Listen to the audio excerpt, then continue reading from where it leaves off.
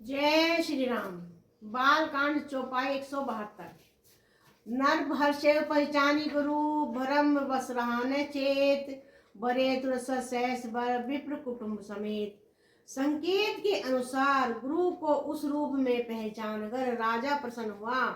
भ्रम बस उसे चेत न रहा कि वह तापस मुनि है या काल केतु राक्षस। उसने तुरंत 1,00,000 उत्तम ब्राह्मणों को कुटुंब सहित निमंत्रण दे दिया। उपरोहित जेवनार बनाई छरद चारी विधि जसि श्रुत गाई। माया में तई कीन रसोई व्यंजन भोगनी सकई न कोई। पुरोहित ने 6 रस 4 प्रकार के भोजन जैसा कि वेदों में वर्णन है बनाए। उसने मायावी रसोई तैयार की और उसने व्यंजन बनाए जिन्हें कोई गिन नहीं सकता था, अर्थात अनगिन व्यंजन। विविध मर्गन कर आशीष रांधा तेमो विप्र मासू खल सांधा। भोजन कहूँ सब विप्र बुलाए पद पखारी साधन बैठाए। अनेक प्रकार के पशुओं का मांस पकाया और उसमें उस दुष्ट ने ब्राह्मणों का मांस मिला दिया। उस सब ब्राह्मणों को भोजन के लिए बुलाया और चरण धोकर आदर सहित उनको बैठाया।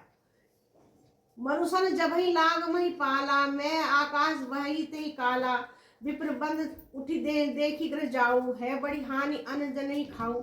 जो ही राजा परोसने लगा वैसे ही आकाशवाणी हुई, हे ब्राह्मणों ये भोजन मत खाओ, अपने घर जाओ क्योंकि इस खाने में बड़ी हानि है। भऊ रसोई भुसुर मांसू सब दिश उठे मानी विश्वासु। भूव विकल मति मोहे बुलानी भावी बसने आव मुख बानी। रसोई में ब्राह्मणों का मांस बना है। आकाशवाणी का विश्वास मानकर सब ब्राह्मण उठ खड़े हुए। राजा व्याकुल हो गया परंतु उसकी बुद्धि मोह में भूली हुई थी और होनहारवश उसके मुंह से एक बात भी नहीं निकली। बोल सियावर रामचंद्र की जय। चौपाई 173। बोले विप्र सको तब नहीं कछु कीन विचार। जाय निशाचर होई नर मूड सहित परिवार।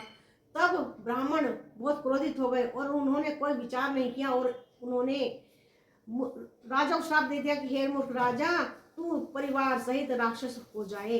छात्र बंधु में विप्र बोलाई घाले लिए सहित समुदायी। ईश्वर राखा परम धर्म हमारा जैसी तय समेत परिवारा। और हे निक्षत्रिय सुन, तू तो परिवार सहित ब्राह्मणों को बुलाकर उन्हें नष्ट करना चाहा था परंतु हमारे धर्म की रक्षा हुई, अब तू परिवार सहित नष्ट होगा। संबत मध्य नाश तब हो जलदाता ने रही कुल को।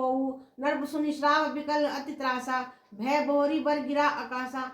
1 वर्ष के भीतर तेरा नाश हो जाएगा, तेरे कुल में कोई पानी देने वाला न रहेगा। श्राप सुनकर राजा भय के मारे अत्यंत व्याकुल हो गया। फिर सुंदर आकाशवाणी हुई विप्र श्राप विचार न दीना नहीं अपराध भूप कुछ कीना।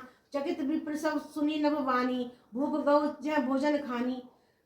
तभी आकाशवाणी हुई हे ब्राह्मणों विचार का श्राप नहीं दिया आपने, राजा ने कुछ भी अनर्थ नहीं किया है। इस आकाशवाणी सुनकर सब ब्राह्मण चकित हो गए। तब राजा वहां गया जहां भोजन बना था। तहने आसन नहीं विप्र सुआरा फिरे ब्राह्मण सोच अपारा। सब प्रसंग मैं सुनाई त्रसित प्रेम अवनी अकुलाई। देखा तो वहां न भोजन था न रसोईया न ब्राह्मण था। सब राजा मन में अपार चिंता कर रहते हुए लौटे। उसने ब्राह्मणों को सब वरदान सुनाए और बड़ा ही भयभीत और व्याकुल होकर वह पृथ्वी पर गिर पड़ा। बोल सियावर रामचंद्र की जय। चौपाई 174। भूपति बाई मिटाई नहीं यद्यपि न दूषण तोर कि अन्यथा होई नहीं विप्र श्राप अति घोर। हे राजन यद्यपि तुम्हारा दोष नहीं है तो भी होनहार नहीं मिटती। ब्राह्मणों का श्राप भयानक होता है, किसी तरह भी टाले नहीं टल सकता। अस कहीं सब मही देव सिधाए समाचार पुरलोंग सुपाए। सोचहि दूषण देवहि देही बिरजत हंस काव्य जेही। ऐसा कहकर सब ब्राह्मण चले गए।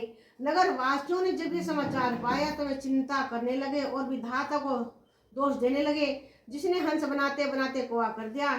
ऐसे नर राजा को देवता बनाना चाहिए था ना कि राक्षस। बोल सियावर रामचंद्र की जय। उपरोत ही भवन पहुंचाई असुर ताप से खबरी जनाई। तई खर्च ते पत्र पठाए सजी धजी सेन भूप सब आए। पुरोहित को उसके घर पहुंचाकर असुर काल केतु ने कपटी तपस्वी को खबर दी उस दुष्ट ने जहां तहां सब पत्र भेजे, जिसमें सब राजा सेना सजा सजा कर चले आए। बोल सियावर रामचंद्र की जय। घेरे घेरे नगर निशान बजाई, विविध भांति नित होई लड़ाई।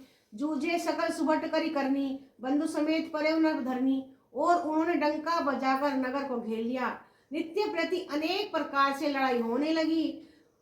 प्रताप भानु के सब योद्धा अब करनी करके रण में जूझ मरे। राजा भी भाई सहित खेत रहा। बोल सियावर रामचंद्र की जय। साय केतु कुल कोई नहीं बाचा, विप्र श्राप की में होई असाचा।